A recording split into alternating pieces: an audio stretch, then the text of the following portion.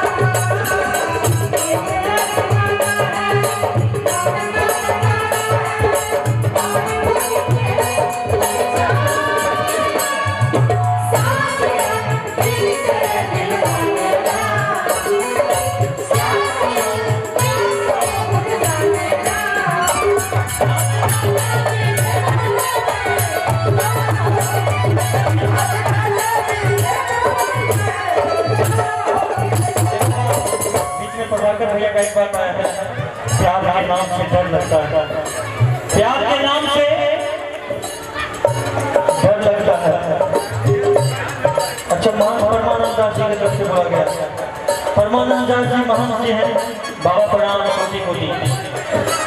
बाबा भी लगता है कभी प्यार किए हैं, लेकिन प्यार के नाम से डर लग गया है। इसके तरफ से कहते हैं प्यार के नाम से डर लगता है, मन भरे जाम से डर लगता है। जिसका आगाज हो चोरी चोरी, जिसका आगाज हो चोरी चोरी, उसके अंजाम से डर लगता है। लेकिन सुनिए सुनिए सुनिए, लेकिन प्यार और मौत से डरता कौन है? अरे प्यार तो हो जाता, इससे डरता कौन है? कि प्यार और मौत से डरता कौन है? अरे प्यार तो हो जाता, इससे करता कौन है? कि प्यार पे कुर्बान कर दो दुनिया की सारी दौलत, पहले ये तो पता चले कि मुझसे प्यार करता कौन है।